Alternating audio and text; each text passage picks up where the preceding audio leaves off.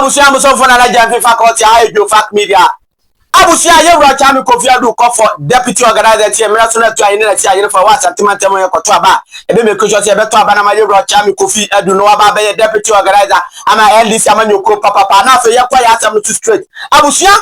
me ka asem bi a kire Ghana fo nyina aka kire NDC fo nyina aka kire NPP fo nyina se mo bi nka nkire wo da se NPP fo adwene mu do chen NDC mo bi na da wo se NPP for Ako School chain NDC for and more be now that say NPP for ni my dear chain NDC for that it is never true and then you baby and see so that and you're not cross so that yet I make a way in ISM former DCB former DCU former DC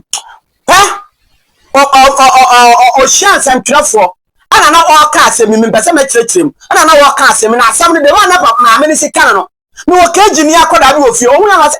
say maame na sem na wo kana da wan ko school wenim class 1 ana am say yo akora keto on to ubi sasem maame na wono no ye DC e wo MPP apensro mo hwe analysis bi ana nkire mu bi a wode ba na say wo ye badwen ba no bi say na MPP for no magine mu dode MPP for omo ye well there omo IQ na ye adwuma pa de onye ko tie maame ne mra machine ye hu ye ka say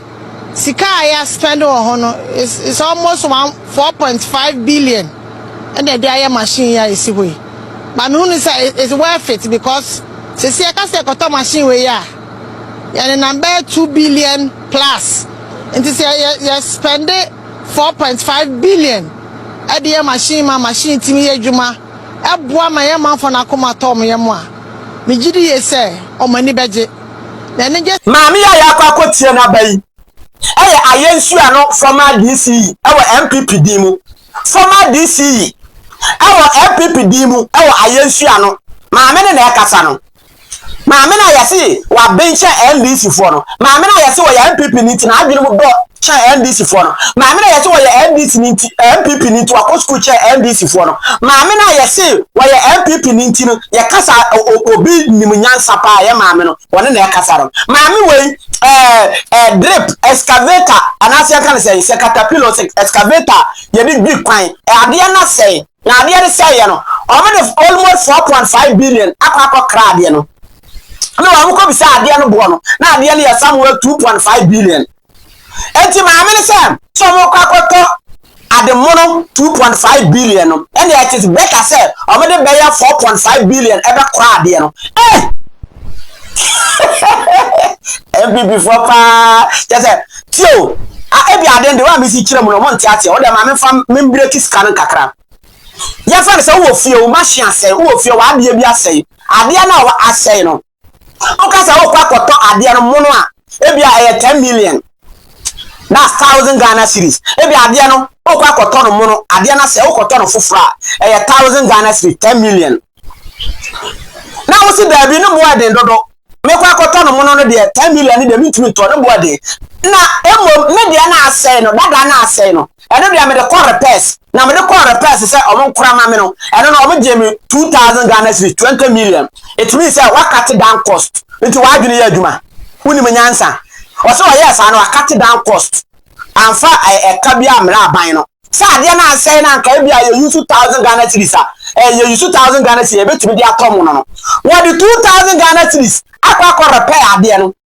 owian baba le ka kiro say what the 1000 Ghana cedis kwa koto emono abesi we na nine no and it is better say what the 2000 Ghana cedis be repair back no to cut down cost say the be ya emfa ka emre aban no na wa woni munyansa na wa adwene mu do a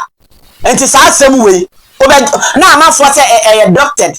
we enya doctored o we wa woti ya no repeating twice I said aboro nya dia okaka the year 2012 no eno bia na repeating ho no enti sa wo ya MPP ni na aka kire NDC ni sa wa bon a na sa wo no why kill no truly na nya adwuma na sa wa bon because mon crofo na expose mu no na no mo afanya make they are no si bre wo parliament sa satrek or satrek kasatrek vlachestrek wa wa do aka se munu na na ka tira make ka bom sa o mo enti Ayêkã no former DC and what calculating your match Ghana for said really and this MPP for my bay really MPP for my year juma really MPP for my actually function very well we ukoshia no one aka to say me MPP ni me da ma ben MPP ni awa ben no se na ade sei na sa ade na okoto mu no na se 12,000 Ghana cedis o se me nto eye mu no na 12,000 Ghana cedis me nto na mo dada